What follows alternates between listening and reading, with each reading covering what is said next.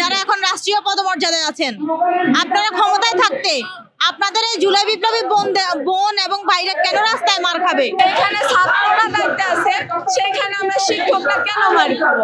বাদ দেওয়ার কোনো এখতিয়ারে নাই কারো, কিন্তু এখন হাইকোর্ট কেন এই রায় দিল? ছাত্র সমাজের কাছে আমার প্রশ্ন, যারা এখন রাষ্ট্রীয় পদমর্যাদায় আছেন, আপনারা ক্ষমতায় থাকতে আপনাদের এই জুলাই বিপ্লবী বোন এবং ভাইরা কেন রাস্তায় মার খাবে?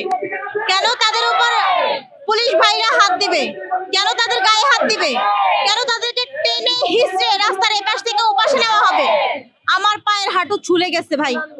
আমি টিয়ার সেলের ধোঁয়ার কারণে আমি 30 মিনিটের মতো চোখ মেলতে পারি নাই। আমার মুখ পুরো পুড়ে গেছে। আমি তৎক্ষণাৎ আমি হসপিটালে যাই, ট্রিটমেন্ট নিই। আজকে আবার অধিকার আদায়ের জন্য চলে আসছি এখানে। এভাবেই অসুস্থ হব, আবার রুখে দাঁড়াবো, পড়ে যাব, আবার উঠে দাঁড়াবো। অধিকার আদায়ের আগ পর্যন্ত রাজপথ ছাড়ছি না আমরা কেউই।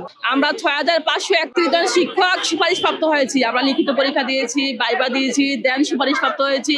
24-এ বিপ্লবী যুদ্ধের আগে কিন্তু আমাদের সব কমপ্লিট হয়ে গেছে, কিন্তু যারা অকৃতকার্য হয়েছে আমাদের এগেইনস্টে 30 জন শিক্ষক, আমাদের শিক্ষার্থী 30 জন আমাদের এগেইনস্টে ওরা রায় করেছেন।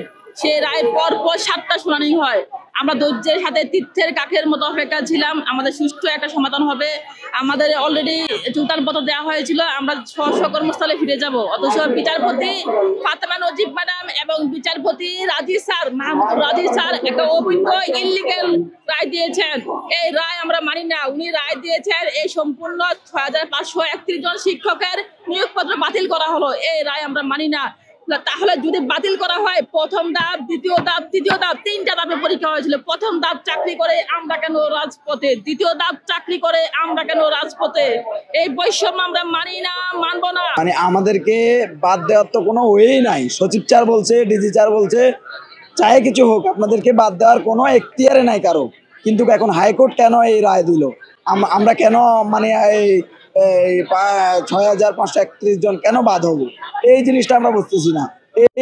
এই দাবি নিয়ে আমরা আসলে এখানে আজকে প্রায় 1 সপ্তাহ ধরে আমরা এখানে, আমাদেরকে কেউ কোনো মানে আমাদের সুরাহা করতেছে না।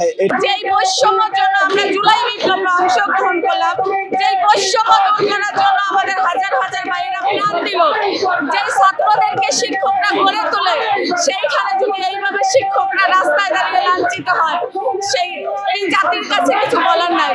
জাতির কাছে একটাই বলতে চাই, যেই শিক্ষকের হাত ধরে দেশ গঠন হয়, ছাত্র গঠন হয়, সেইখানে আমরা লাঞ্ছিত। আমরা আজকে সমাজের কাছে মুখ দেখাতে পারতেছি না, আমার পরিবারের কাছে মুখ দেখাতে পারছি না। আমি পূর্বে একটা চাকরি করতাম, আমি আমার সেই চাকরিটা ছেড়ে আসছি এই চাকরিতে যোগদানের আশায়। আমি আমার জীবনের নিশ্চয়তা চাই, আমার যে মান সম্মান হানি হয়েছে সেটা ফেরত চাই, আমি আমার চাকরি চাই। আমাদের একটাই দাবি। আমাদের এই বাংলাদেশে আবু সাঈদের বাংলাদেশে, মীর মুগ্ধের বাংলাদেশে এটা আসলে মানা সম্ভব না। এত বড় অন্যায়, এত বড় একটা জনগোষ্ঠীর সাথে 6531 জন, শুধুমাত্র এরা 6531 জন না, এখানে 6531টা পরিবার জড়িত। সেখানে এত বড় অন্যায় আমরা কোনোভাবে মেনে নিতে পারবো না। আমাদের 3টি ধাপে পরীক্ষা হয়। আমরা 3য় ধাপের পরীক্ষার্থী প্রাইমারি। আমাদের 2টি ধাপ অলরেডি যোগদান করেছেন।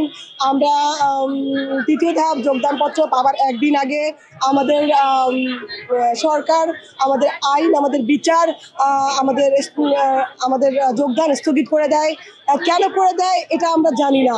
আমার রাষ্ট্রের কাছে একটাই দাবি, রাষ্ট্র আমাদের দ্রুত যোগদানের ব্যবস্থা করে আমাদের স্কুলে পদার্পণ করার সুযোগ করে দিচ্ছে।